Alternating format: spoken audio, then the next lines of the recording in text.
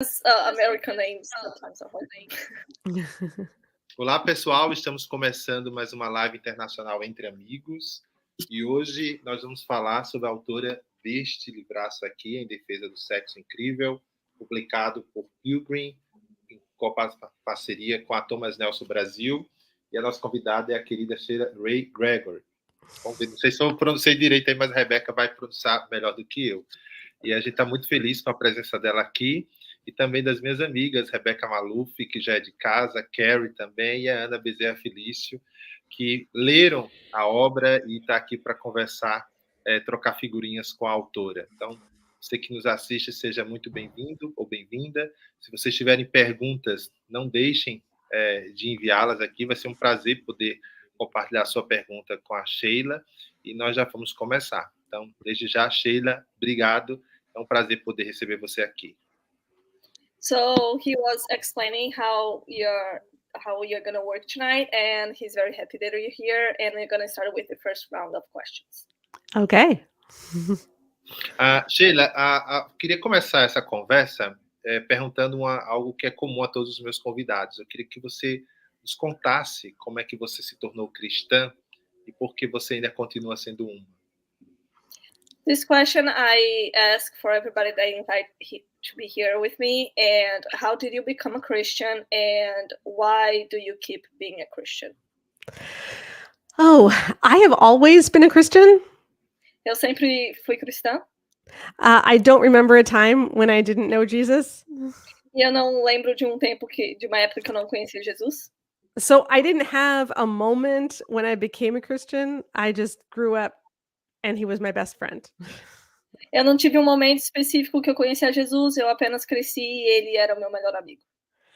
And I think I'm still a Christian because God has been so real in my life in ways that I can't explain. E eu continuo sendo cristã porque Deus tem sido real na minha vida de formas que eu não consigo explicar. And Jesus is the most incredible person, and I want to be with him forever, and he's a risk I'm willing to take. E Jesus é incrível e eu quero estar com ele para sempre, e é um risco que eu quero tomar. Mm-hmm.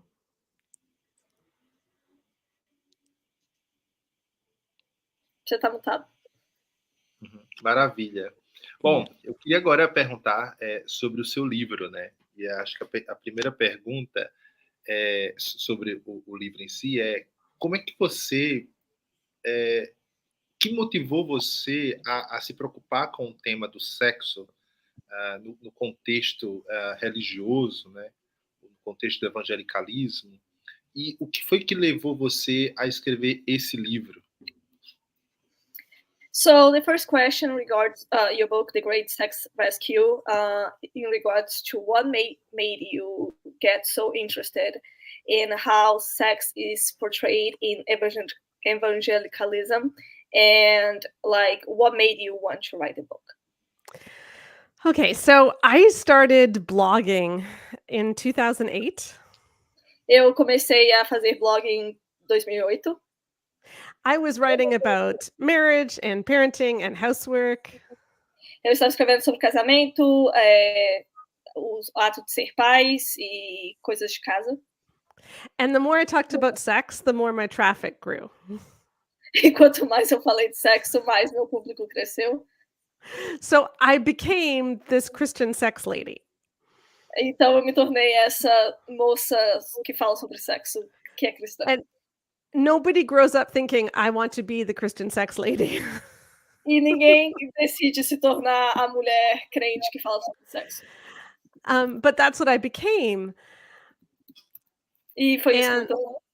And over the next 10 years, I wrote lots about sex. E nos próximos anos eu escrevi muito a respeito de sexo. I talked about how to have great sex. Eu escrevi sobre como ter um bom sexo. I wrote a bunch of books. Eu escrevi vários livros. But the one thing I didn't do was I didn't read other people's books. Mas uma coisa que eu nunca tinha feito foi ter lido o trabalho e livros de outras pessoas a respeito disso. Because I didn't want to plagiarize. I didn't want to copy them.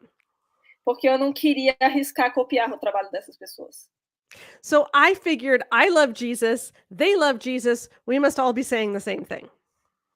E eu pensei que, como eu amo Jesus, eles também amam, então a gente deve estar falando a mesma coisa. But then one day, it was in January of 2019, Dia, em janeiro de 2019, I had a migraine and I didn't want to work. eu tive uma dor de cabeça muito forte, enxaqueca, e eu não queria trabalhar. So I was trying to find a way to procrastinate. Então eu estava tentando arrumar uma forma de procrastinar. And on Twitter, people were arguing about whether women needed love or respect. E no Twitter, as pessoas estavam discutindo se as mulheres precisam de amor ou respeito.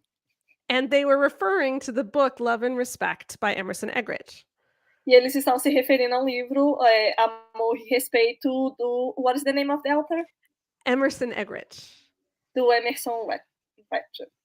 Whatever, yeah. And I thought, I have the book.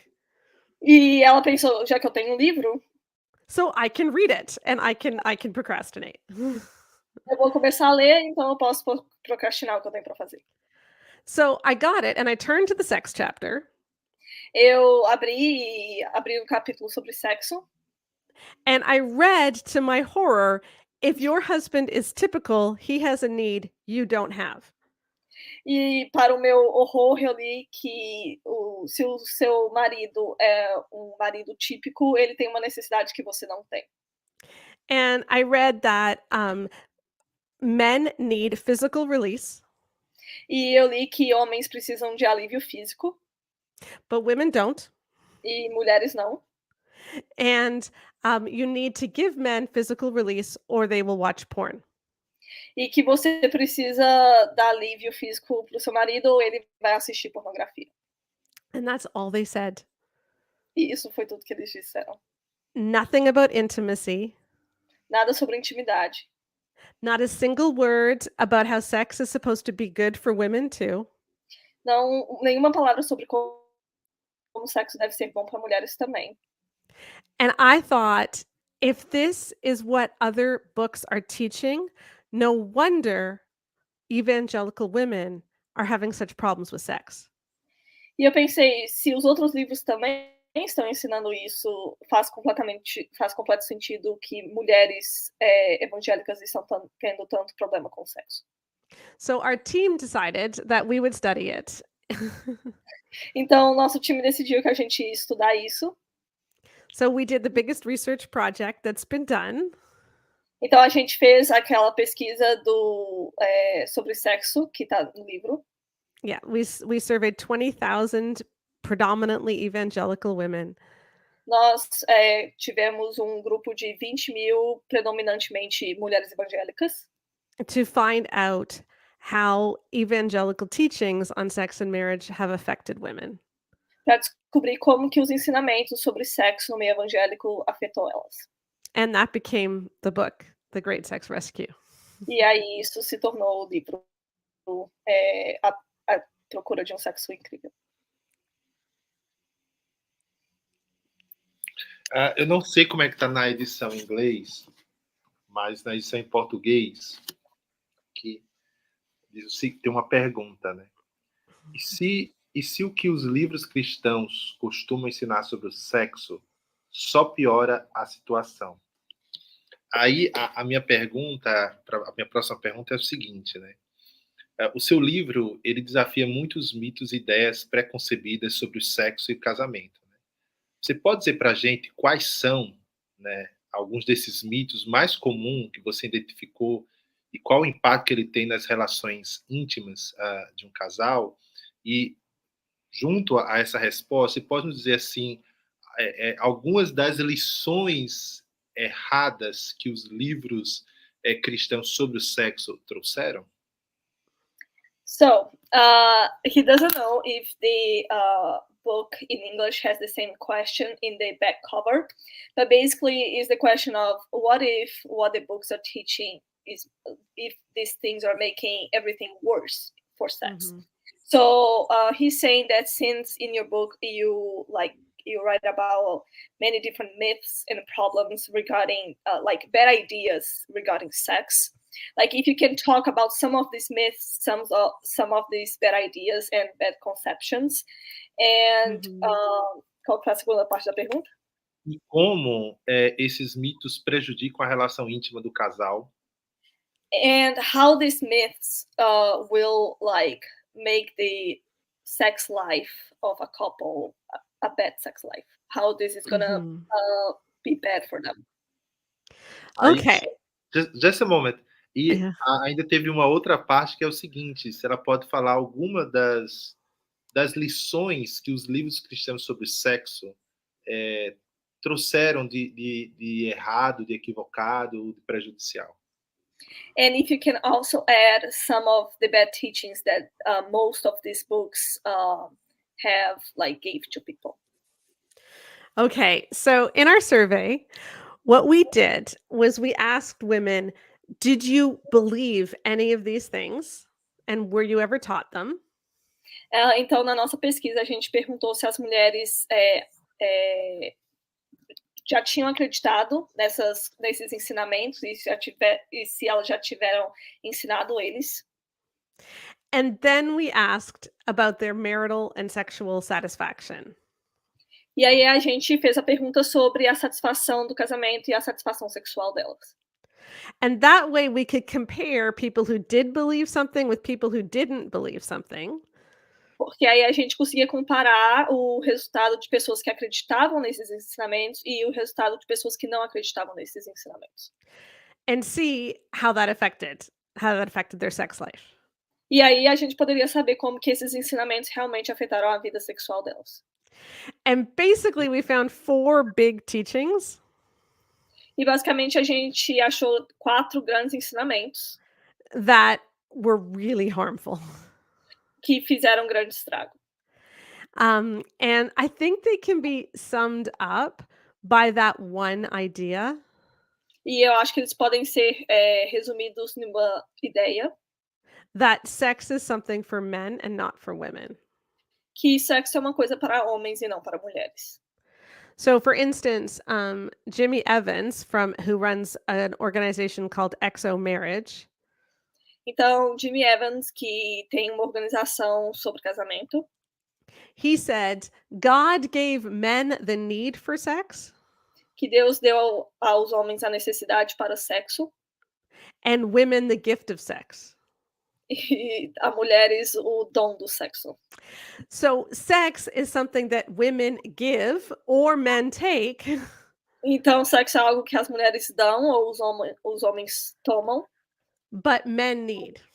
Mas que homens precisam. And that messes everything up.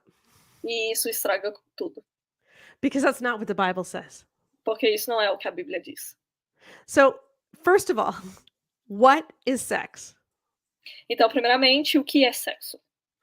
And I'm sorry for the person who's about to translate this. I'm sorry, Rebecca. Desculpa para a pessoa que está para traduzir isso. But when I ask people what is sex, então quando eu perguntei para as pessoas o que é sexo, they usually say something about penis in vagina, move around, climax. Então normalmente as pessoas vão dizer coisas a respeito de pênis e vagina, que vai ter a penetração e aí atingir o clímax. So they're talking about intercourse. Então eles estão falando sobre a penetração. But if that's all sex is, mas se isso é tudo que sexo é, she could be lying there making a grocery list in her head. Ela poderia estar deitada lá fazendo uma lista de supermercado na cabeça dela. She could be in emotional turmoil. Ela poderia estar completamente desligada emocionalmente. Or she could even be in physical pain. Ou ela poderia até estar em dor física. And it would still count as having sex. E ainda ia contar como fazer sexo. Because our definition of sex makes her experience not that important.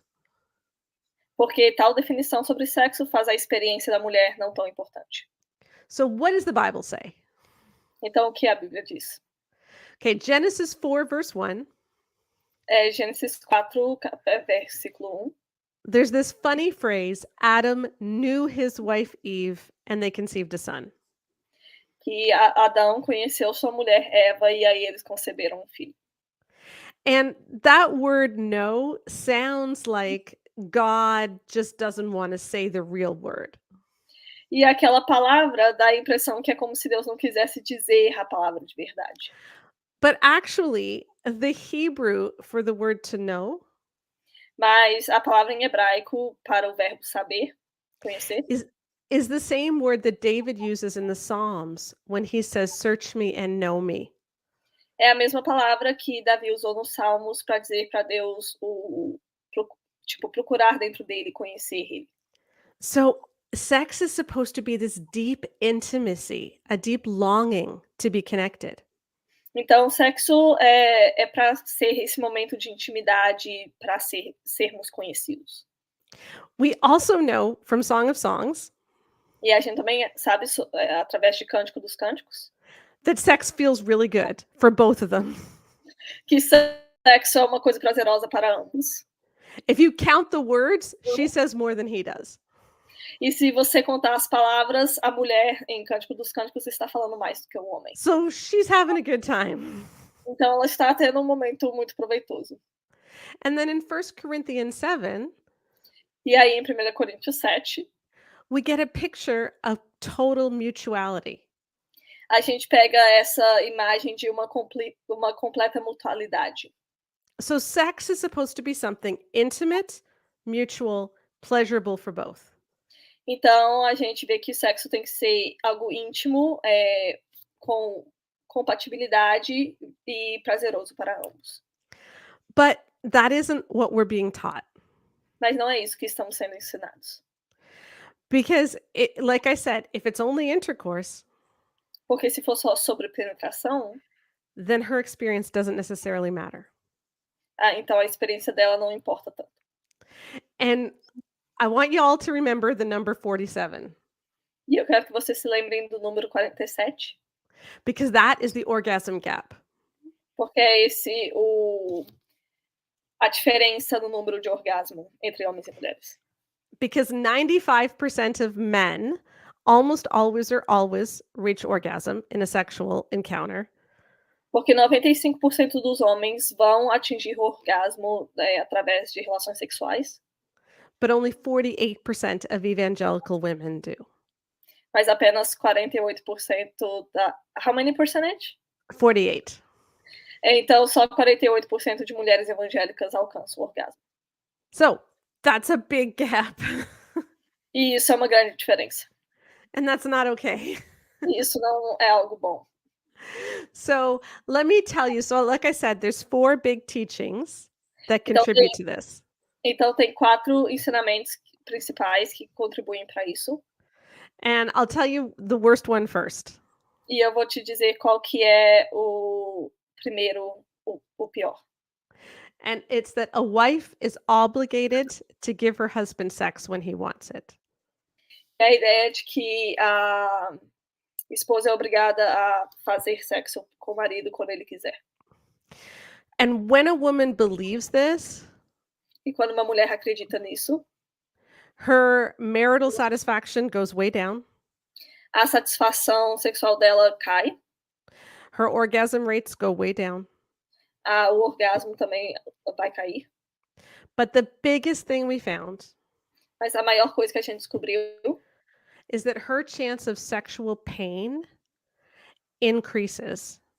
que a chance dela de sentir dor através da relação sexual aumenta. To almost the same extent as if she had been abused. Quase na mesma comparidade se ela tivesse sido abusada. Because our bodies interpret obligation as trauma. Porque o nosso corpo interpreta obrigações como algo traumático.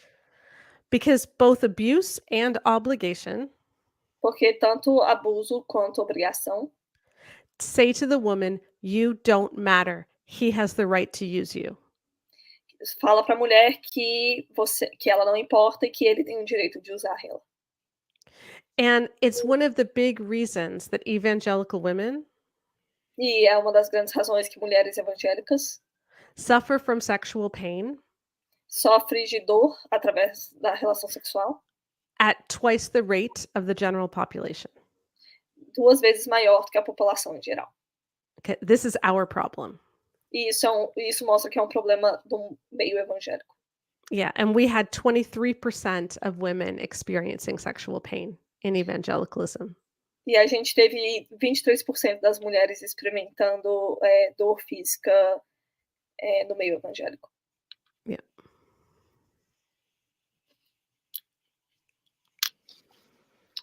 Lamentável, né? Carrie, suas 2 perguntas.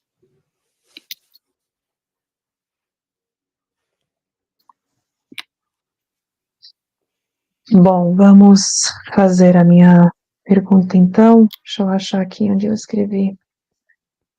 Aqui. Isso é algo marcante, pesado, esse assunto. This is a really heavy and painful subject. Mhm. Uhum. Eu mesmo cresci em contextos cristãos também, She also grew up in a Christian environment. em que eu sempre fui responsabilizada pelos pecados dos meninos e homens ao meu redor. That she was always the responsible one for the sins of her boys, like the male friends. Mhm. Uhum. A minha escola era obcecada pelas roupas que as meninas usavam, enquanto os meninos poderiam usar o que quisessem, ou até ficar sem camisa na hora da educação física. In her school, they had a really strict dressing code for girls, but boys, they could wear whatever they wanted, even sometimes shirtless. Right. Então, isso para mim é uma das razões que eu me interessei no livro e no novo livro dela, que ainda não lançou no Brasil. And those were the reasons that she got really interested in your book, The Great Sex Rescue, and also the other one that was not yet published in Brazil. A minha pergunta, eu tenho várias, né, vamos ser sincera, mas eu vou começar só com essa primeira. She has many questions, but she's going to start with this first one. Como eu falei, eu trabalho com a CBE Internacional, ainda não muito conhecido no Brasil, mas eles acabaram de fazer uma conferência aqui em julho. Você quer que eu leia a pergunta traduzida? Como você quer que eu faça? Sim, eu vou ler todo, então daí você lê em inglês, tá? Pode ser. Então, até então, a teologia igualitarista e esse conceito de mutualidade não é tão conhecido no Brasil, já que a teologia complementarista é o padrão em livros de casamento e feminilidade. Então, quais são alguns dos problemas que você tem visto em contextos complementaristas e casamentos hierárquicos como resultado de serem hierárquicos? So the CBE International recently hosted their annual international conference in São Paulo, and egalitarian theology is not very well known in Brazil, while the complementarian theology is kind of the default of books on marriage and femininity. What are some of the issues that you see in complementarian contexts and marriages that come as a result of this hierarchy idea that exists, that would have to exist inside of a marriage? You are on mute. Sorry. Here's something interesting. Isso que é interessante. We asked women, how do you make decisions in your marriage? A gente perguntou às mulheres como que elas tomam decisões no casamento delas. And when the man makes the final decision, E quando o homem toma a decisão final, even if he consults with his wife first, mesmo se ele consultar com a mulher dele antes, the divorce rate increases 7.4 times. a probabilidade de divórcio aumenta 7,4%. It's huge. É uma diferença gritante. And this is in line with what John Gottman found. E isso está de acordo com o que o John Gottman descobriu. And he's the world's premier researcher on marriage. E ele é o pioneiro de pesquisadores em relação a casamento. And in the United States, the divorce rate is 81%. E nos Estados Unidos, o nível de divórcio é de 81%. If the husband makes the final decision. Se o marido tiver sempre a última palavra. Now, here's what's interesting too. Mas isso também é interessante. Most marriages where they say they believe that the husband should make the final decision, A maioria dos casamentos que eles dizem acreditar que o marido deve tomar a decisão final don't act it out. não seguem esse modelo. In 79% of marriages, evangelicals just decide together. Em 79% dos casamentos, o casal vai decidir as coisas juntos. And when you do that, things are fine. E quando você faz isso, corre tudo bem. So what complementarianism is doing Então, o que o complementarismo está fazendo is teaching a doctrine é ensinar uma doutrina which is only safe e que só é segura if you don't act it out. se você não segui-la. And that's horrible. E isso é uma coisa horrível. And to touch on something else that you said, E também para mencionar outra coisa que você falou, there's also another big doctrine about how women are responsible to make sure that men don't sin. é que essa ideia de que as mulheres são responsáveis para garantir que os homens não cometam pecados. And we looked at two variations of this in our survey. E a gente olhou duas variações disso na nossa pesquisa. The first was all men struggle with lust, it's every man's battle. Que todos os homens têm esse desafio com a luxúria, que é uma batalha de todo homem. And when women believe this, your trust in your husband goes down, marital satisfaction goes down, it's bad all around. Então, quando as mulheres acreditam nessa ideia, a confiança delas no marido diminui, a satisfação no casamento também diminui e cria outros problemas. And then we also looked at the idea that women need to have frequent sex with their husbands. E também nós olhamos essa ideia de que as mulheres precisariam ter sexo frequentemente com o marido delas, so that their husbands won't watch porn. para que o marido delas não fossem consumir pornografia. And this is widely taught. E isso é ensinado de uma forma vasta. There's a whole book series called Every Man's Battle. Tem esse livro chamado A Batalha de Todo Homem, which says that when men quit lust, say that again? When men stop lusting, e quando os homens param de pecar com a luxúria, they're supposed to just use their wife. Eles deveriam apenas usar a esposa deles. Yeah, and it actually says 10 times a week if necessary. 10 vezes por semana, se for necessário. Yeah. So it's not about intimacy. E não é sobre intimidade. You use your wife as a sin management tool. She's just a body. É usar a esposa apenas como uma ferramenta de manejar a luxúria, ela é apenas um corpo. And they think this is what God designed. E eles acreditam que é isso que Deus criou.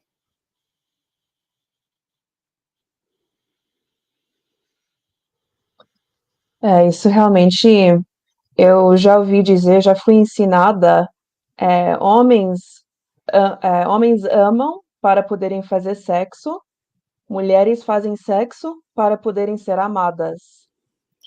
She heard some people saying that like men they love for sex and women have sex to be loved. Mm-hmm. I used to teach that many years ago. I used to teach that. Eu costumava ensinar isso muitos anos atrás. But when you know more, you do better. Mas when you know better, you do better.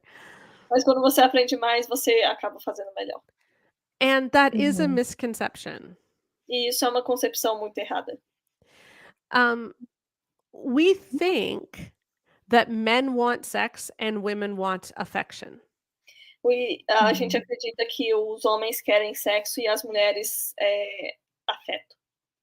But it isn't that straightforward. Mas não é dessa forma tão simples. We found that 56% of marriages, the husband has the higher sex drive. A gente descobriu que 56% dos casamentos o marido tem uma libido maior, But in 19% she does. mas do resto ela tem. And in the rest, it's shared. Can you say the percentage that she has? 19.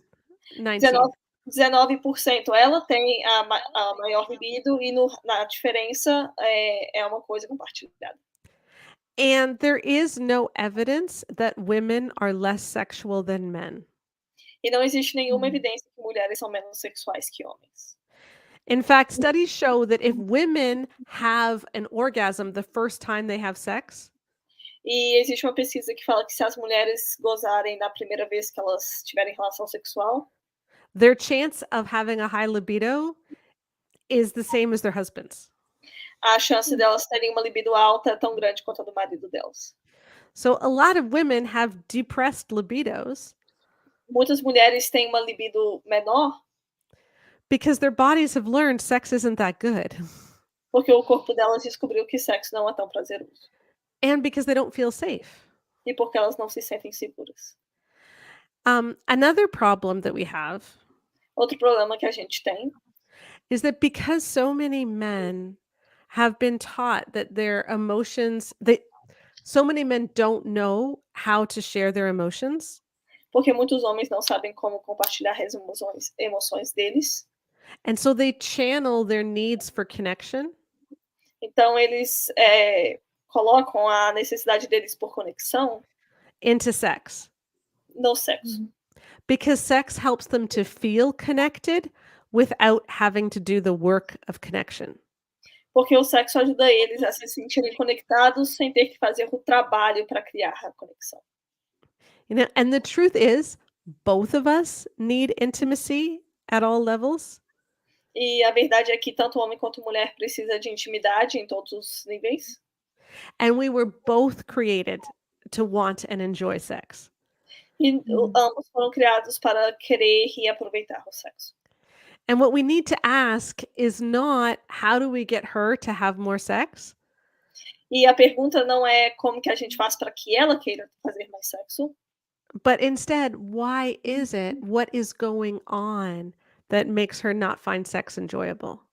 mas sim o que estaria acontecendo para fazer com que ela não ache que sexo é algo proveitoso. Okay, because I'm about to list. I'm going to list 5 things. Okay, here we Vou go. listar 5 coisas. When she frequently reaches orgasm, Quando ela frequentemente atinge o orgasmo, when she feels emotionally close during sex, quando ela se sente emocionalmente próxima durante o sexo, when there's high marital satisfaction, quando tem uma satisfação de casamento alta, when there's no porn use, quando não tem uso de pornografia and when there's no sexual dysfunction, e quando não tem nenhuma disfunção sexual, then her libido is fine. a libido dela vai estar completamente normal. So it's not that women don't want sex. Então não é que mulheres não querem fazer sexo, It's that women don't want bad sex. é que mulheres não querem um sexo que não é prazeroso. Muito bom. Puxando nesse mesmo filme, a segunda pergunta, o Brasil tem uma reputação por ter uma cultura muito sensualizada, muito sexualizada. Aí, como resultado, algumas igrejas tratam a sexualidade como um todo, como algo ruim e pecaminoso. Então, quais sugestões você teria para casais que cresceram nesse contexto e querem recuperar uma visão saudável do sexo, que querem desenvolver uma vida sexual saudável? So, Brazil has a reputation of having a very sensual and sexualized culture. As a result, some churches treat sexuality as a whole as a bad and sinful thing. What suggestions would you have for married couples who grew up in this kind of context to recover a healthy view of sex and develop a healthy sex life? Mm. um, I think it's to understand this doesn't have to be so serious.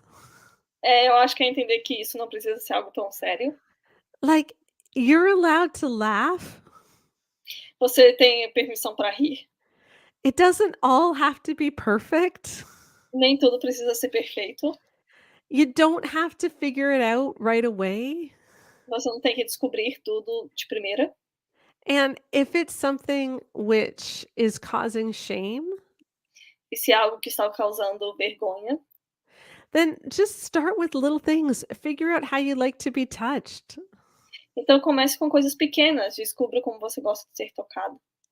But the biggest thing is to really feel close emotionally.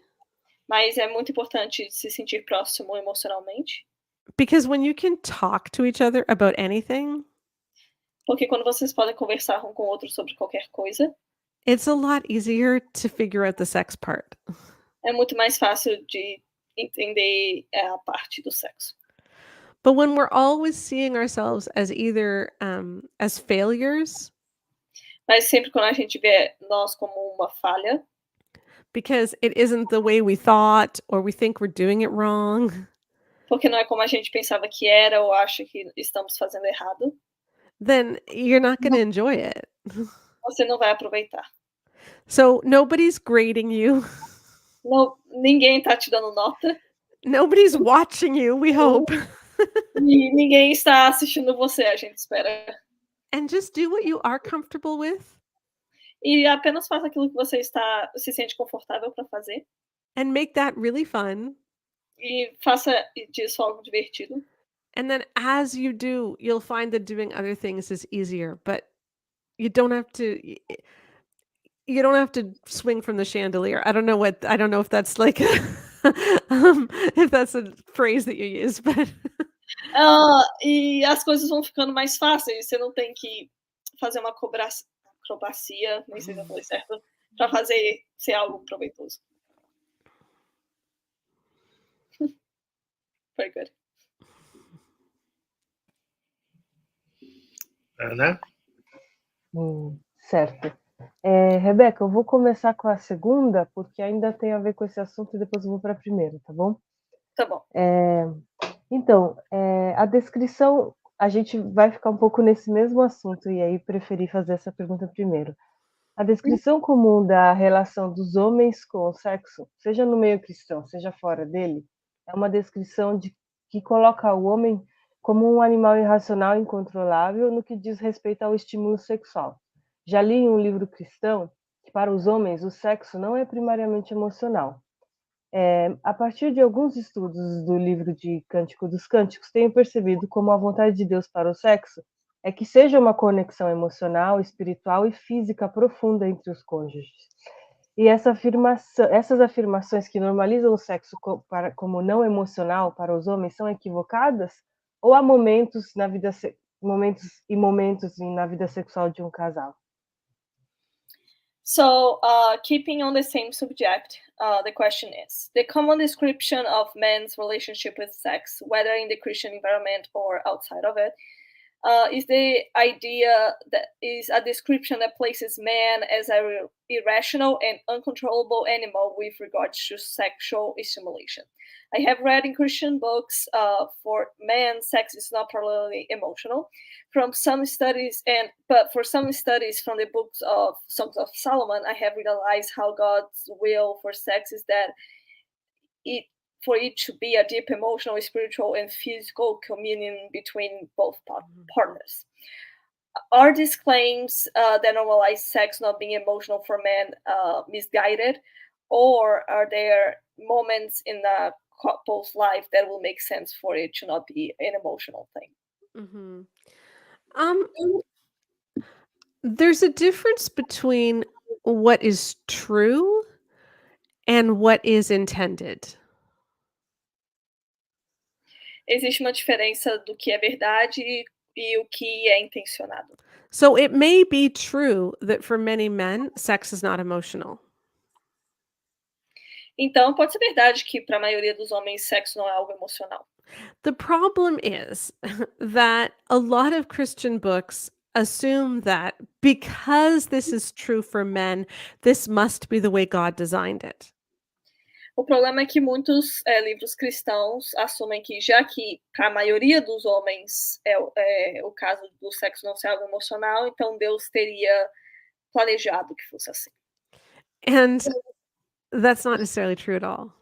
E isso não é verdade.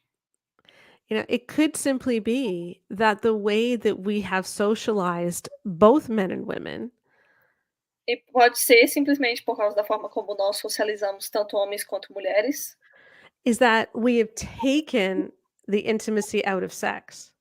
a gente tirou a intimidade de dentro do sexo. And you think about the effect of pornography on this, E a gente pensa no efeito da pornografia nisso, where so many boys grow up, and increasingly girls too, que muitos meninos e até mesmo meninas cresceram um, with porn being their sex education. com a pornografia sendo a educação sexual deles. And there, porn is only about a man getting what he wants E pornografia é simplesmente o homem conseguindo o que ele quer, by dehumanizing and depersonalizing the woman. através da desumanização e despersonalização da mulher. That doesn't mean that's what God intended. Isso não significa que é o que Deus quis, planejou. And so we need to recover what real intimacy is. Então a gente precisa reconstruir o que a verdadeira intimidade é. And that means letting go of entitlement. E isso é de se desfazer do orgulho. Like, men are not entitled to use a woman's body. Que os homens não têm direito de usar o corpo das mulheres. Sex is not a right that you have. Sexo não é um direito que você tem. Sex is an experience that you share where you act out the intimacy you feel. Sexo é uma experiência que você tem quando você age na intimidade que você sente. When a couple has intercourse,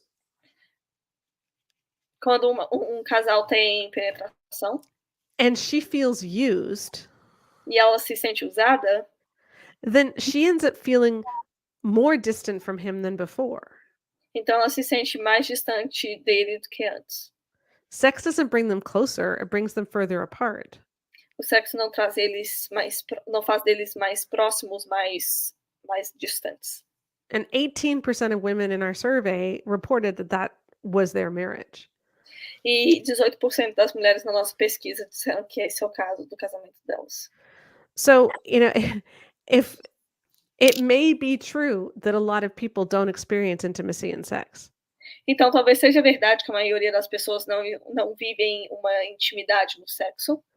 But the answer isn't to tell women, well, men just aren't emotional about it.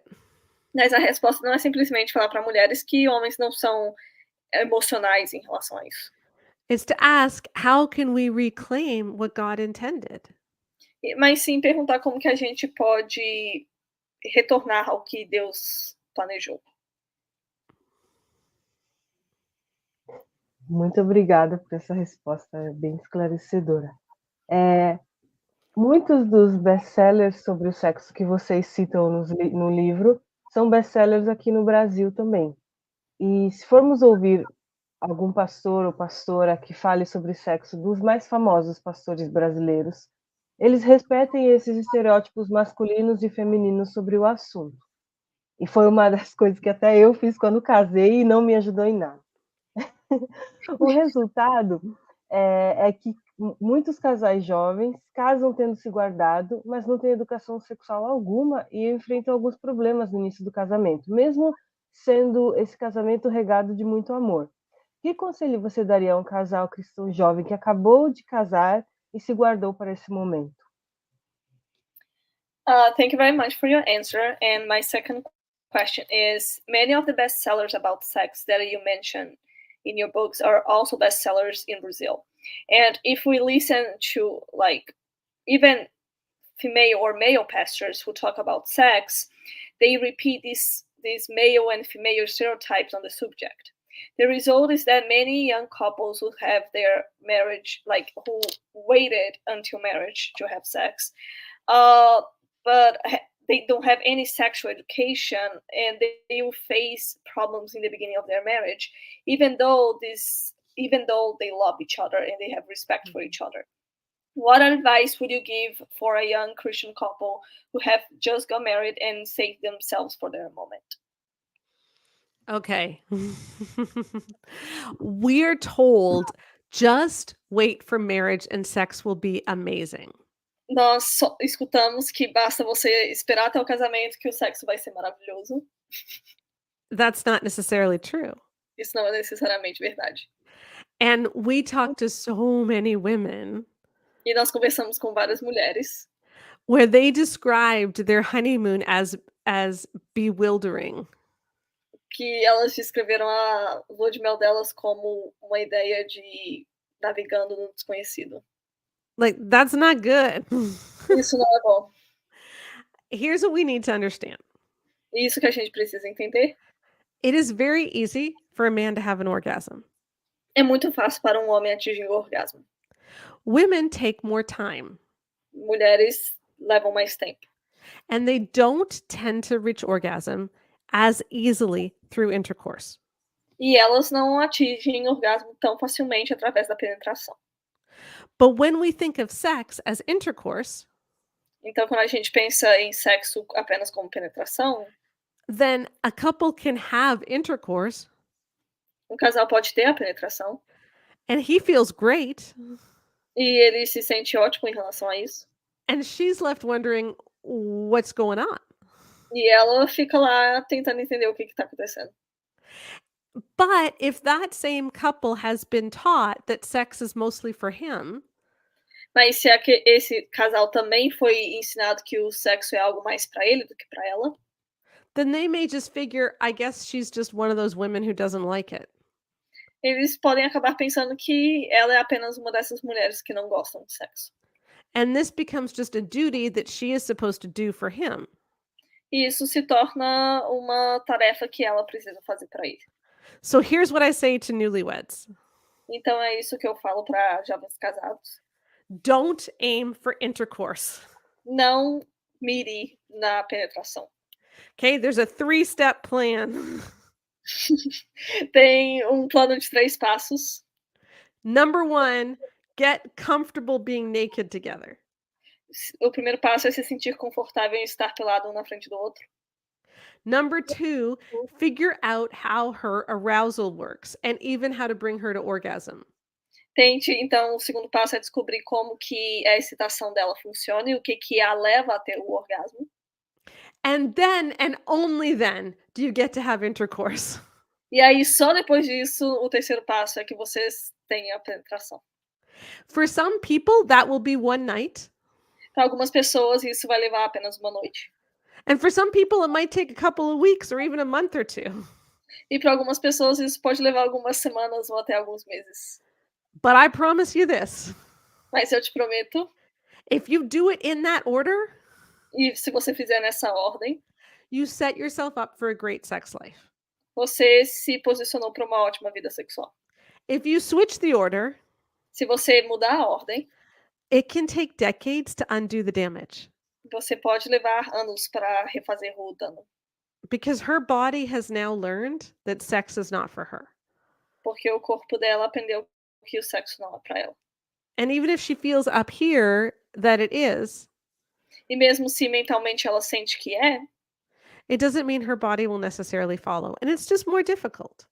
Não significa necessariamente que o corpo dela vai seguir o comando e isso torna tudo mais difícil. So if you've been married for a while, então se você já está casada há tempo, and sex hasn't been working well, e sexo não está sendo algo prazeroso, just stop. Pare por momento. And go back to the beginning. E volte ao princípio. And just learn how to touch each other and learn her arousal. Volte ao início e aprenda a tocar um ao outro e aprender a como ela fica excitada. And forget about his orgasm for a while. E esquece sobre o orgasmo dele por tempo.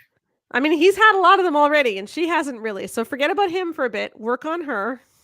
Ele já gozou bastante, então agora foca um pouco nela. Because she needs to know that he can survive without her having to service him. Porque ela precisa saber que ele consegue sobreviver sem ela ter que ficar servindo ele. Yeah, that is absolutely the key to unlocking her libido. E isso é a chave para conseguir destravar a libido dela.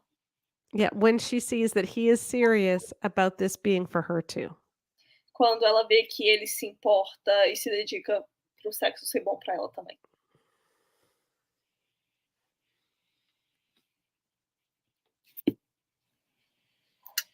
Muito interessante esse encontro, hein? Rebeca, as suas perguntas? I'm gonna speak first in Portuguese and then I'm gonna translate it for you.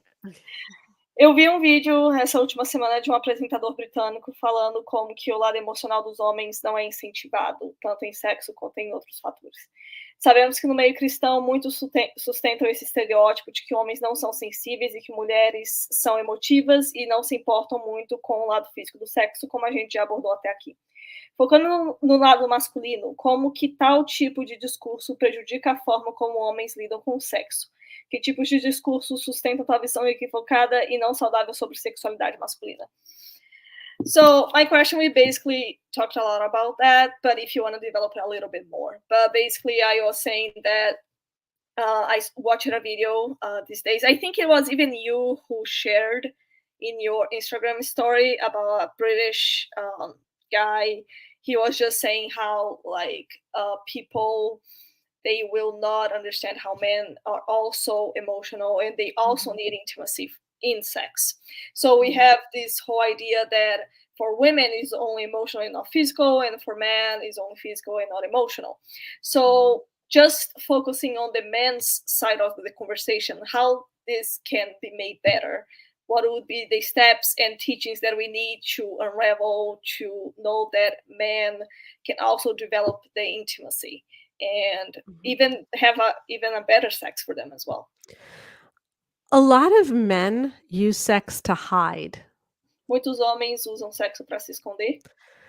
Because what all of us really need is the ability to be seen. Porque tudo que ele precisa é da habilidade de ser visto. We want to feel like our spouse or someone else, but somebody really knows who we are. A gente simplesmente quer ver que alguém realmente conhece quem somos. And they still accept us. They still love us. E que mesmo assim eles vão continuar nos amando e nos aceitando. The problem is if you are not comfortable letting someone else see who you really are. E o problema é que se você não está se sentindo confortável em deixar que alguém veja quem você realmente é, you end up living a very lonely life.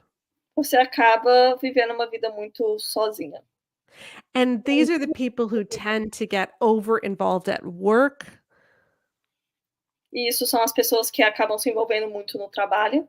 Or they develop addictions like pornography or alcohol or video games. E acabam desenvolvendo vícios como pornografia, álcool ou videogames. It's all an attempt to hide. Isso é tudo uma tentativa para se esconder. Often because they feel great shame that they can't talk about. Muito frequentemente porque eles sentem uma vergonha que eles não conseguem conversar sobre. And this doesn't mean they're bad. Isso não significa que eles são maus. It's just often the way that we raise boys. É simplesmente a maneira como a gente acaba educando meninos. We don't let them talk about what they're really feeling. Nós não deixamos eles conversarem sobre o que realmente estão sentindo. They're allowed to be angry. Eles têm permissão para ficarem bravos. But they're not allowed to be sad or Mas scared or nervous or... Mas eles não têm permissão para se sentirem tristes, assustados ou com medo. But in the middle of all that, we all still desperately need connection. Mas mesmo diante de tudo isso, a gente desesperadamente precisa de conexões. And so often men feel this overwhelming need for sex. Can you repeat that? So often men feel an overwhelming need for sex. Então, homens frequentemente sentem essa necessidade grande por sexo, but what they're really wanting is connection. mas o que eles realmente estão desejando é conexão. And when men are able to be vulnerable, E quando homens conseguem ser vulneráveis, when they're able to really let their wife know, "Hey, I'm scared right now." quando eles conseguem deixar a esposa deles saberem que eles estão com medo, por exemplo, I'm embarrassed about something. que eles estão com vergonha a respeito de algo, I'm worried about something. que eles estão preocupados sobre alguma coisa, Then they grow that intimacy. então eles desenvolvem essa intimidade. And it isn't that women are better at this because God made us better at this. E não é que nós mulheres somos melhores nisso porque Deus nos fez melhores nisso. It's just that we tend to raise our girls to talk about their feelings more. É simplesmente porque a gente cria nossas meninas para conversarem sobre isso mais. But it's not that God made women to be emotional and men not to be emotional. Mas não é que Deus criou mulheres para serem emocionais e homens para não serem emocionais. And when you look at Jesus, Jesus showed the whole range of emotions. E quando você olha para Jesus, ele mostrou todo o espectro de emoções.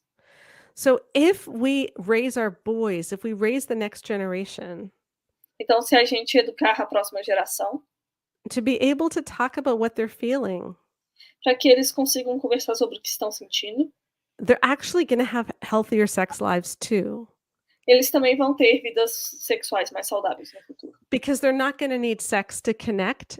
They're going to use sex as an expression of that connection that's already there. Porque eles não vão usar sexo para se conectarem, mas vão usar o sexo como uma expressão da conexão já existente. Eu posso fazer a segunda pergunta? My second question, I have to speak in Portuguese first. 1 Coríntios 7 é constantemente usado para justificar o estupro dentro do casamento. Já vimos vários discursos seguindo essa lógica. Já vi a Sheila mencionando sobre como as pessoas entendem essa passagem de forma equivocada, se ela pode comentar sobre. So, 1 Coríntios...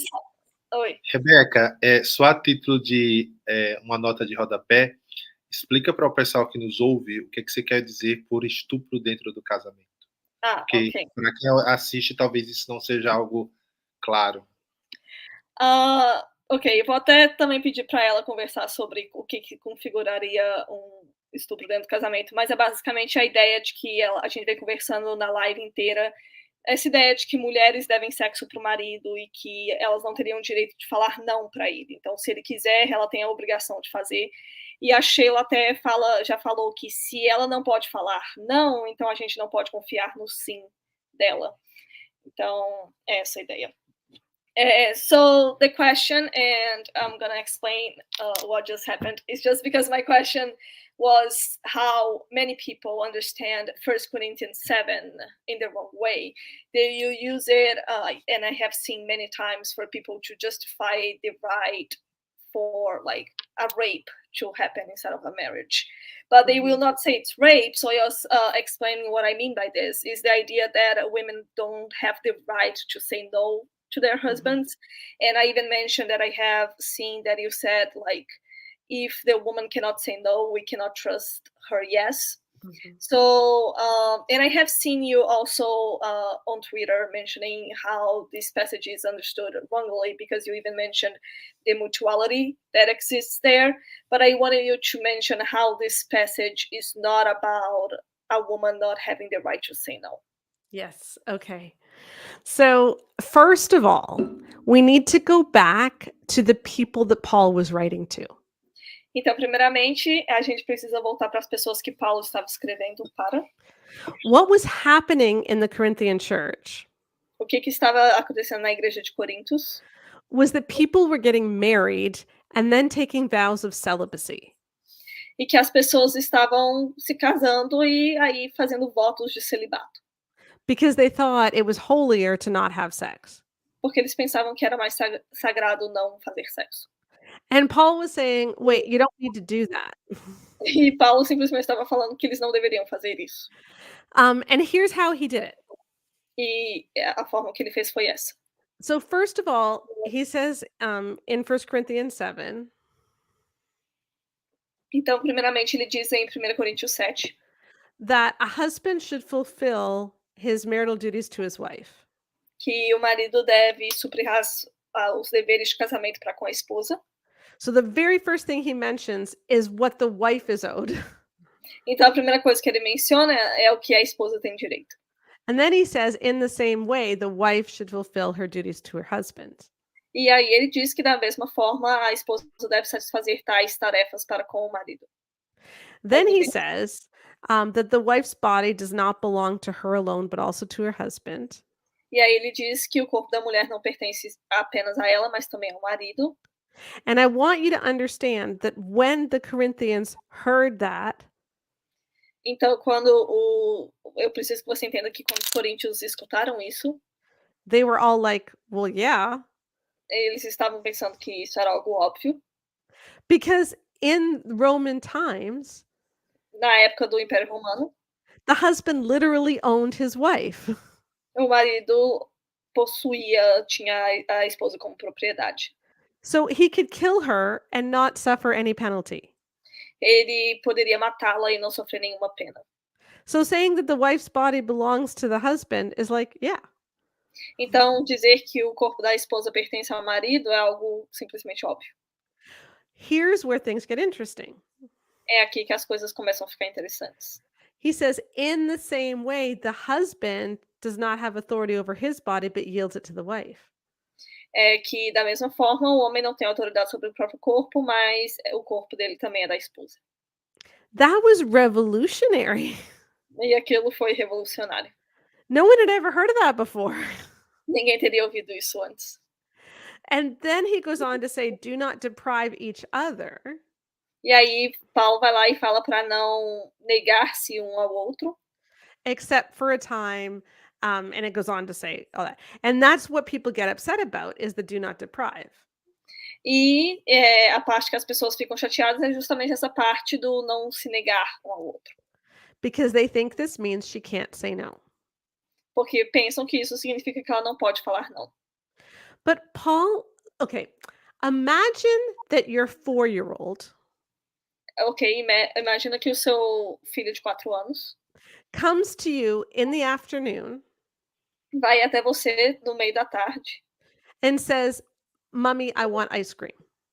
fala que ele quer tomar sorvete. And you say, no, not right now, because dinner's in an hour. E aí você diz para ele que agora ele não pode porque o jantar é em 1 hora. Are you depriving your child of food by saying no? Você está negando comida ao seu filho por falar não. No, because the need is not for ice cream at 4 in the afternoon. Porque a necessidade que ele tem não é por sorvete no meio da tarde. You know, the need is for a healthy, nutritional diet. A necessidade é para uma vida nutricional balanceada. So, you know, if a husband wants intercourse, então, se o marido quer penetração, or another sexual favor, ou qualquer outra coisa sexual, and she doesn't want it right now, e ela não está com vontade no momento, she is not depriving him. Ela não está negando para ele. Because our need is not for orgasm whenever we want it. Porque a nossa necessidade não é para orgasmo a qualquer momento que a gente queira. Our need is for intimacy. A nossa necessidade é por intimidade. Of which sex is a big part. E que é algo muito importante dentro do sexo. But sex is something mutual, intimate, pleasurable for both. Mas o sexo é algo íntimo, de compatibilidade, prazeroso para ambos. And if he's wanting one-sided intercourse when she feels used, e se ele quer penetração quando ela se sente usada, then it's not intimate. Então não é algo íntimo. So she's already being deprived. Então ela já está sendo negada. And those verses don't even apply. E aí aqueles versículos não se aplicam. I mean, what is it that God wants from us? Então, o que seria isso que Deus deseja de nós? Is God's big concern up in heaven that men get to ejaculate whenever they want? Deus necessita que os homens possam gozar a qualquer momento que eles queiram? Or is his concern that we have the mind of Christ? Ou ele quer que nós tenhamos a mentalidade de Cristo. And Christ does not use us. E Cristo não nos usa. Christ does not objectify us. E Cristo não nos objetifica. Christ has a close, intimate relationship with us. E Cristo tem relacionamento íntimo conosco. That's what we're supposed to have in our marriage. É isso que a gente precisa ter no nosso casamento. And when we tell her she can never say no, E quando a gente diz para ela que ela nunca pode falar não, we reduce her to an object. a gente reduz ela a objeto. We make sex into something merely physical. A gente torna o sexo algo puramente físico. And we make it impossible for the marriage to ever be intimate. E a gente faz essa impossibilidade do casamento ser algo íntimo. People who think that that is okay As pessoas que acham que isso é ok have no idea who Jesus is não têm nenhuma ideia de quem Jesus é and have no idea what real sex is. e não têm nenhuma ideia do que sexo realmente é. Thank you. Bom, temos duas perguntas aqui. Compartilhar.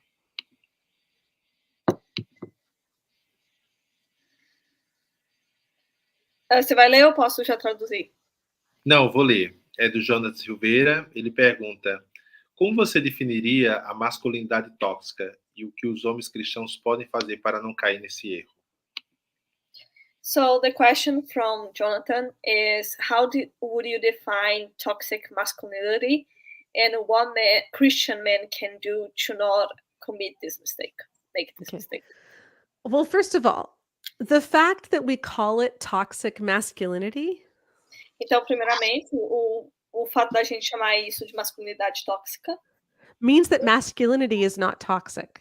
significa que masculinidade por si só não é algo tóxico. Because if we thought masculinity was toxic, Porque se achássemos que masculinidade é algo tóxico, we wouldn't have to say toxic masculinity. a gente não teria que falar masculinidade tóxica. So masculinity is good. Então, masculinidade é algo bom. I think toxic masculinity is anything that makes a man into someone who is divorced from his feelings. Eu acho que masculinidade tóxica é qualquer coisa que faça com que um homem esteja divorciado dos seus próprios sentimentos. So he's not able to be intimate and vulnerable. Então, ele não tem a habilidade de ser íntimo e vulnerável.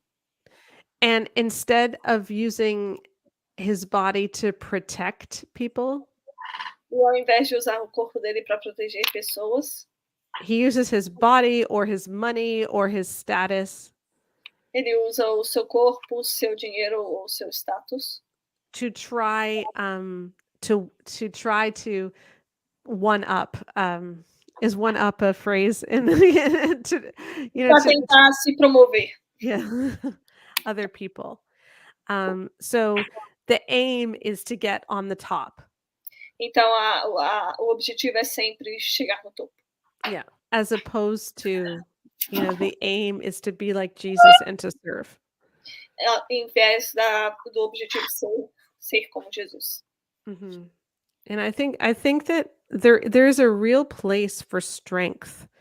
And I think what women really want from a man Eu acho que tem espaço para força e o que, na verdade, as mulheres mais querem de um homem is someone who takes initiative. é alguém que tenha uma iniciativa. You notice when the children are squabbling and are fighting, and you take the initiative to figure out why and to solve it. Se você, por exemplo, vê seus filhos brigando, você toma a iniciativa de tentar solucionar o problema. You notice that you haven't spent a lot of time together lately, so you take the initiative to hire a babysitter and let's go out. Ou, por exemplo, você nota que você e sua esposa não têm passado muito tempo sozinhos, então você toma a iniciativa de arrumar uma babá para poder ficar sós com ela.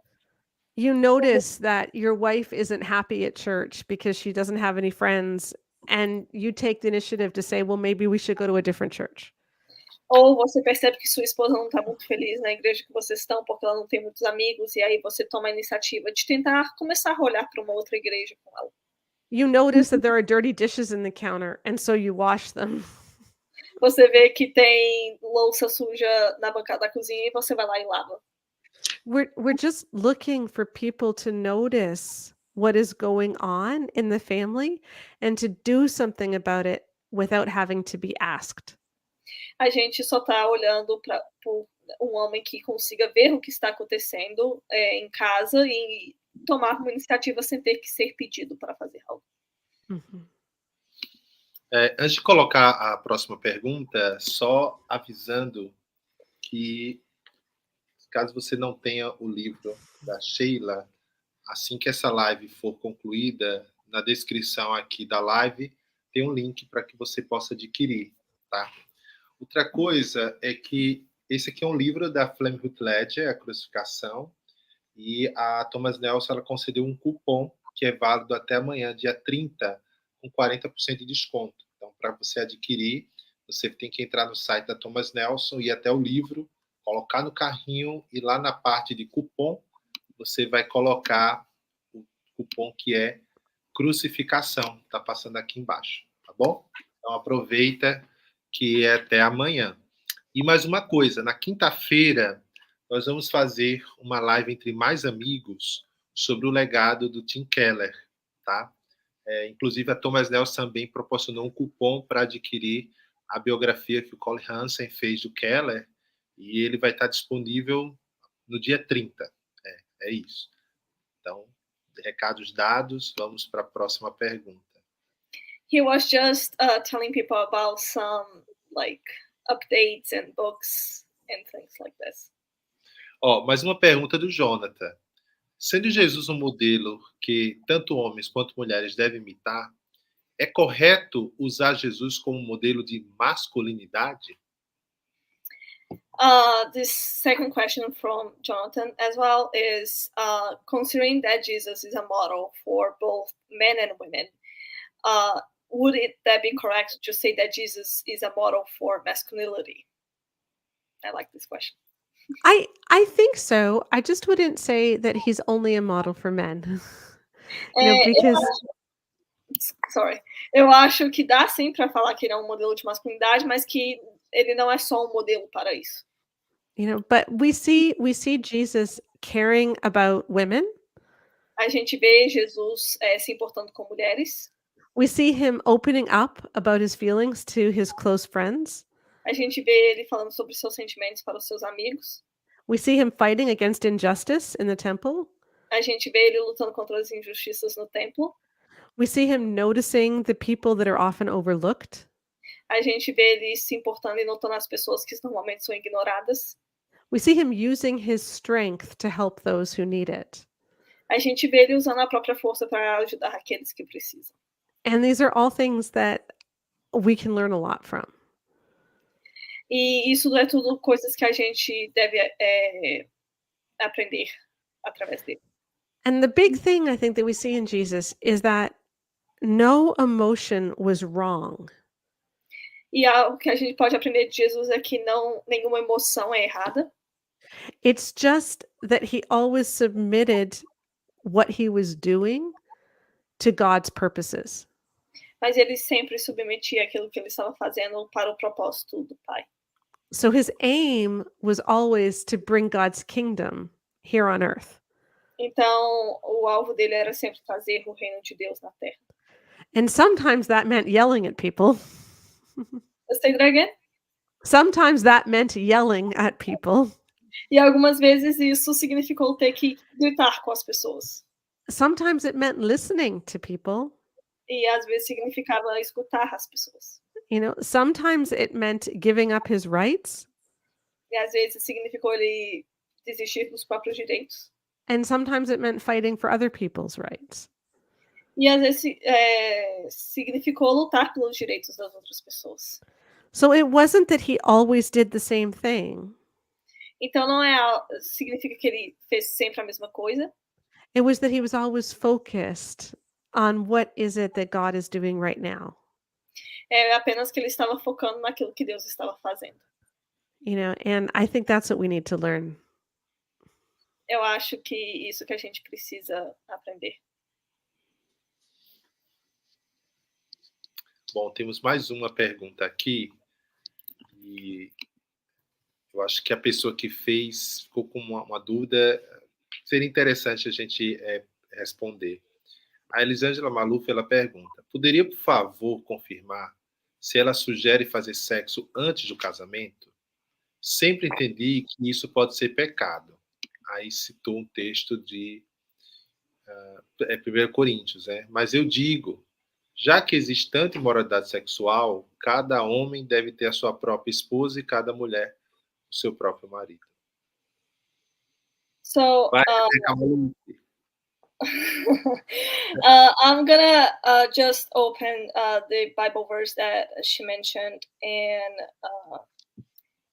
English, just so I don't need to translate by head. But she's just wanting to confirm if you think like sex before marriage would not be the ideal, because she always understood that to be a sin. And then she mentioned 1 Corinthians 7. But since sexual immorality is occurring, each man should have sexual relations with his own wife, and each woman with her own husband. Yes. So again, that is the context where these married couples were vowing not to have sex. Isso era o contexto de que esse versículo é o contexto de que aqueles casais não deveriam se abster de sexo. Or sometimes one person would. Que apenas às vezes um dos cônjuges queria se abster de sexo dentro do casamento. And then the other person was having an affair. E às vezes a outra pessoa estava tendo um caso de adultério. And Paul was like, wait. E Paulo estava, peraí que isso não está certo. No, just have sex with each other. Apenas tenham relações sexuais dentro do casamento. Yeah. So I don't think this passage is specifically talking about sex before marriage the way that we would think about it today.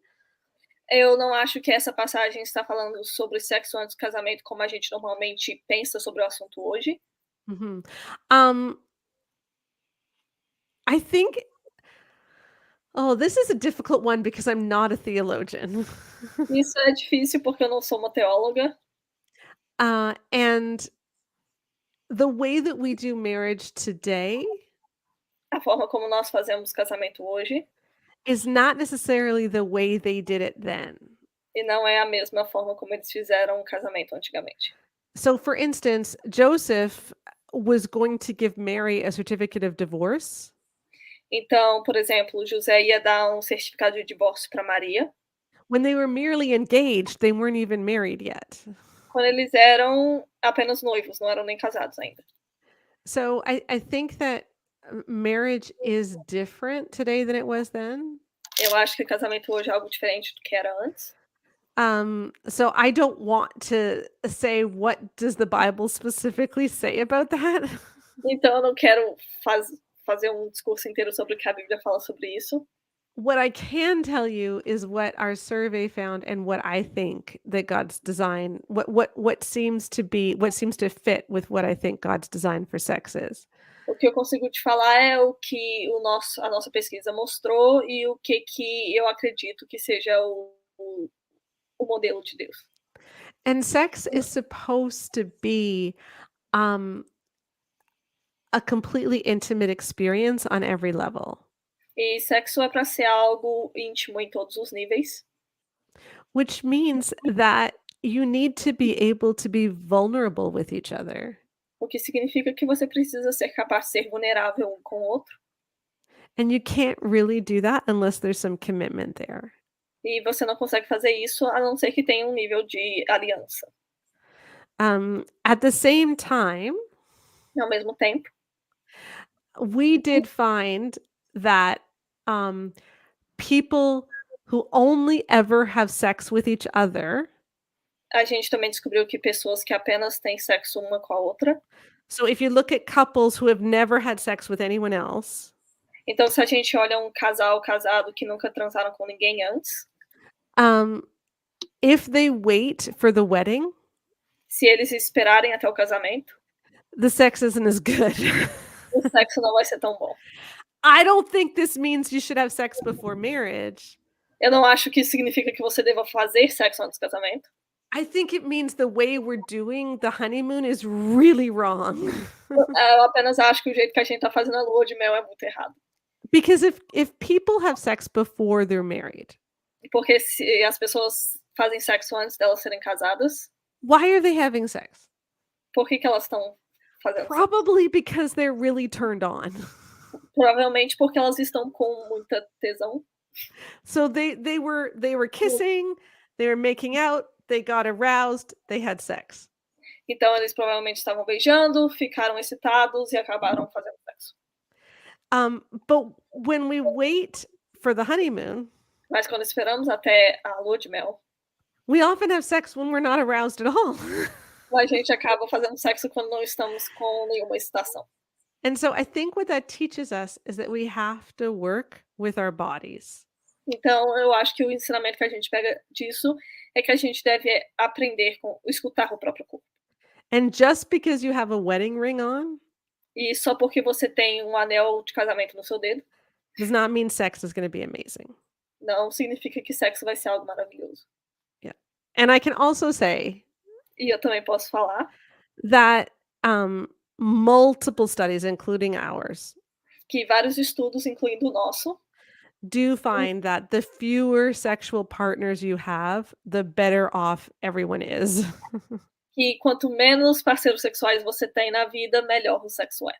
Mhm.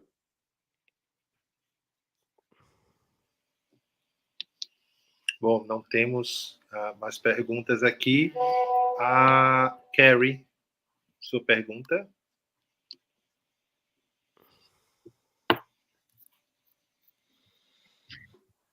All right, I talked him into letting me have one more question. Existe alguma maneira de conversar sobre o assunto de modéstia em relação à forma que nos vestimos, mas sem nos responsabilizar pelo pecado e natureza pecaminosa dos outros? Como que a gente aborda esse assunto com nossas filhas, por exemplo? Fala alguma coisa sobre isso, por favor. Is there a healthy way to approach the topic of modesty in how we dress without taking on responsibility for other people's sin and sinfulness? If there is a healthy way that we can talk about that with our daughters, for example, anything regarding this. So let me give you our survey results. So we did another survey A gente fez uma outra pesquisa of 7,000 women de 7.000 mulheres, to see how what they were taught in church as teenagers se o que elas aprenderam na igreja enquanto adolescentes affects them long term. afetam elas a longo prazo.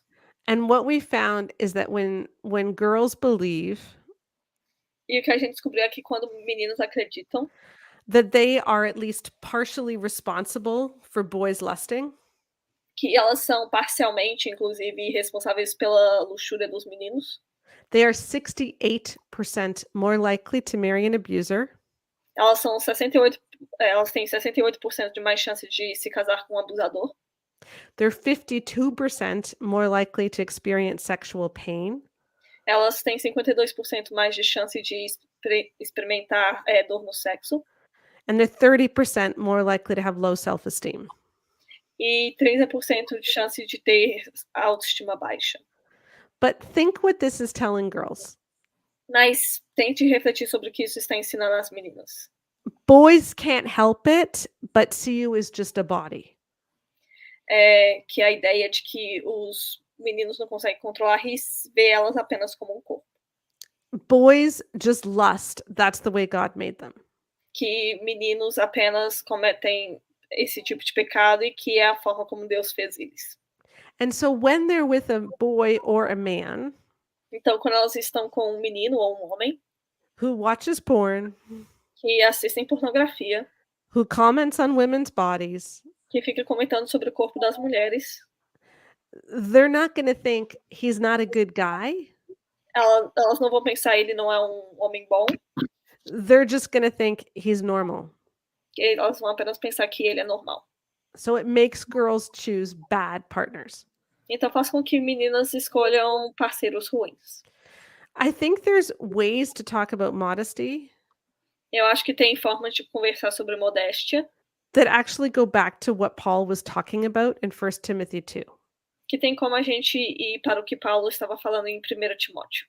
Because where it talks about modesty in scripture, Say that again? where it talks about modesty in scripture, Aonde as escrituras falam sobre modéstia, it's not talking about lust. não está falando sobre luxúria. It's talking about not flaunting wealth. Está falando sobre não exibir riquezas. So it's about making other people feel welcome in church. É sobre fazer com que outras pessoas se sintam bem-vindas dentro da igreja. So what does this mean for us today? Então, o que isso significa para nós hoje? Just don't make people uncomfortable. Apenas faz com que pessoas não se sintam desconfortáveis. Be kind and be welcoming. Seja gentil e receptivo. So just be normal. Apenas seja normal. You know, but you don't want to show a part of your body that people need consent to see. Você não deveria estar mostrando uma parte do seu corpo que as pessoas devem te dar consentimento para que elas vejam. And that includes men. I don't want to see any cracks. E isso inclui homens, porque ela não quer ver nenhum cofrinho. But but if we talk about modesty in a way of what's appropriate for the occasion, se a gente conversa sobre modéstia, sobre o que é apropriado para cada situação, and what's kind and normal and welcoming, o que é gentil e normal e receptivo, that's a much healthier conversation. É muito mais saudável uma conversa dessa forma. Bom, nós já estamos nos encaminhando para o final. E a última pergunta que eu queria lhe fazer é sobre esse livrinho rosa que está atrás de você, que é o She Deserves Better. Ela merece mais, né? Melhor. Que é uma crítica que você faz à cultura da pureza, né? Eu queria que você, em rápidas palavras, nos explicasse, né, o que foi essa cultura da pureza e por que é importante tecer críticas sobre esse movimento. So he's mentioning the pink book behind you. She deserves better. We don't have that in Portuguese yet, but Yes. and if you can summarize what is it about and how political culture can be damaged, can be a bad thing, harmful. Mm-hmm. And so we were looking at how the messages that are given to girls, A gente estava vendo como as mensagens que são dadas às meninas, especially about how they need to keep themselves small, sobre como elas precisam fazer com que elas sejam pequenas, how boys are the main story, como que os meninos são os protagonistas. and so girls are responsible for keeping boys from sinning. E que as meninas são responsáveis por fazer com que meninos não pequem. And for making sure that boys feel good about themselves. E fazer com que meninos se sintam bem consigo mesmos. And at the same time, needing to make sure that they don't outshine the boys. E ao mesmo tempo fazer com que elas não brilhem além deles. And teaching girls that they can't trust that. E ensinando meninas que a gente não pode confiar em nós mesmas porque as nossas emoções são ruins. All of these things together have created a generation of girls. Todas essas coisas juntas criaram uma geração de meninas who feel very disconnected from God and from each other and who don't have great marriages. que se sentiram desconectadas de Deus, entre elas e até casamentos ruins. And God does not say that girls need to be small so boys can be big. E Deus não fala que garotas precisam ser pequenas para que homens sejam grandes. Girls should not have to ask for permission to be who God made them to be. Mulheres não precisam ter que pedir permissão para serem quem Deus chamou elas para ser. And so it's a challenge to us as a church. Então é um desafio para nós, enquanto igreja, to allow girls to be who God made them. para que possamos fazer com que garotas realmente sejam aquilo que Deus quer que elas sejam. And to not make them responsible for other people's sins. E que elas não sejam responsáveis por pecados de outras pessoas. Mhm. Muito bom, muito bom. Queria agradecer aqui a Rebeca, a Carrie, a Ana, especialmente a Sheila, por esse encontro, por essa participação. Foi muito proveitoso estar com você. E aqui fica a sugestão do livro, que é o... Deixa eu botar aqui. É o Em Defesa do Sexo Incrível, da Sheila. Então, ó, ainda não tem esse livro. Tem outro... O pessoal começou a mandar algumas perguntas aqui. Então, provavelmente, a resposta possa estar aí no livro, tá? Eu só queria fazer uma observação sobre a pergunta que a Elisângela fez. Eu acho que seria importante pontuar isso aqui, né? De fato, o casamento ele varia muito com a época, a cultura. Então, quando você lê as páginas da Bíblia e você entende o casamento civil hoje, nos nossos moldes, não dá para você dizer que é a mesma coisa. Então, Deixa eu até acrescentar, porque essa questão de comparação, quando a gente está estudando com a Bíblia, a gente vê que existe uma diferença de você entender o que o texto bíblico está falando e a gente conseguir fazer essa ponte para a nossa sociedade. Porque muitas coisas, não só em relação a isso, em relação a muitos assuntos, não são aplicáveis à nossa sociedade. A gente, por exemplo, não tem como ficar sacrificando animal, a gente nem precisa ficar sacrificando animal. Então, da mesma forma como a gente vê essas questões de relacionais, que eram completamente fundadas na estrutura social deles e a gente tem na nossa, acaba sendo muito diferente. Mas quando a gente considera alguns aspectos bíblicos, uma conclusão que dá para chegar é que o sexo é a consumação do casamento. Então, a partir do momento que os dois tinham a primeira relação, ali era o casamento. Esse foi o caso, por exemplo, com Isaac e Rebeca, né? Até mesmo com Jacó e Lia, a primeira relação configurava o início do casamento. Às vezes não tinha nenhuma cerimônia, dependendo de quão antigo era. Mas já na época de Jesus já tinha a cerimônia de casamento, e aí eles tinham toda a questão de quando que a relação sexual poderia ser iniciada, e tinha vários motivos para isso. Mas porque eu acho que o que ela quis dizer é porque é muito mais complexo do que simplesmente um versículo de sexo é pecado antes do casamento. Sim.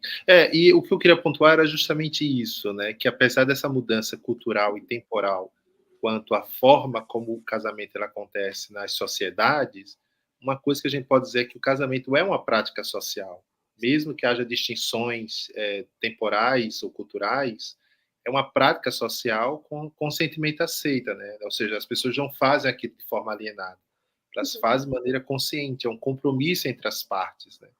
Então, a gente compreende, sim, que, à luz das escrituras, o ato sexual ele existe para essa prática social, né? Para essa comunhão, essa relação, quando o homem deixa pai e mãe, une-se à sua esposa e, através do ato sexual, eles se tornam ali uma só carne. Eu quis só pontuar, já para evitar polêmicas, tretas, cortes e outras coisas, né? Então, acho que é isso. E um ponto que a Sheila tocou, assim, que ela não é teóloga.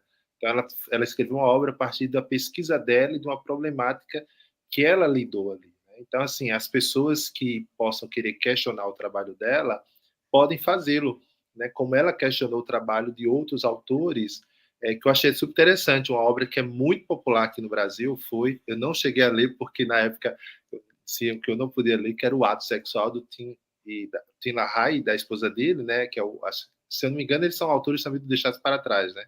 Corrijam aí. Não é o Tim LaHaye, que é do Deixados para Trás? Não sei. Isso, o ato sexual.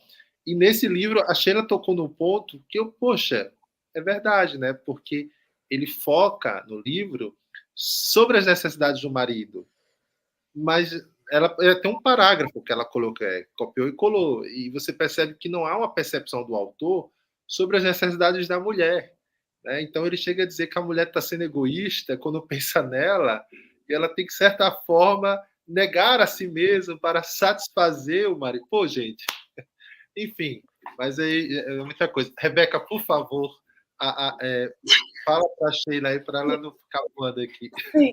E só complementando que o livro dela, com toda a pesquisa, é focado em casais casados. Ela foca o resultado, as dicas e etc. para casais casados. Exatamente. O foco acaba sendo esse. So sorry for all of that. It's just because the question from Elisangela about sex before marriage, Zé was just trying to explain more and talk about the theological aspect of how it's much more complex for us to take some passages of the Bible to try to put in our society, since marriage and weddings happen in a different way. So we are basically talking a little bit about that. Teve uma pergunta aqui que foi sobre masturbação. O tempo não permitiu, mas eu vou dar uma dica, tá? E essa dica aqui é esse livro aqui da Edições Vida Nova, do Greg Allison, A Teologia do Corpo. Tem um capítulo aqui que ele fala sobre masturbação. Eu não vou dizer o que é que ele defende aqui, tá? Mas eu confesso a você que eu não esperava por essa, principalmente pelo autor, tá? Não esperava por essa. Então, as pessoas que têm interesse sobre esse assunto, comprem esse livro aqui, leiam, tá? E já fica a dica que o Greg Allison vai estar conosco dia 19 de janeiro para a gente falar sobre a teologia do corpo. Essa é a dica. Sheila, desculpa o nosso jeito brasileiro aqui, mas estamos muito felizes com a sua participação. Você é uma pessoa muito carismática. O seu trabalho assim é muito importante para dar voz às mulheres, né? E que eu espero que possa contribuir para um pensamento mais maduro sobre a vida sexual dentro do casamento, principalmente, mas não só dentro do casamento, que ambos possam entender como o sexo é uma bênção, e é uma bênção não de um ou de outro, mas uma bênção para ser gozada por ambos. So, Sheila, we apologize for the whole Brazilian way of managing things, but we are very happy that you were here with us tonight. You are very kind, and it was great having this conversation with you.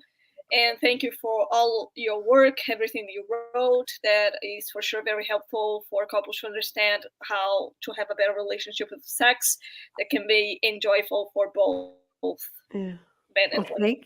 Thank you. I really appreciate it. Gente, é isso, e nos vemos quinta-feira com uma live entre mais amigos sobre o legado de Tim Keller, tá bom? Até mais.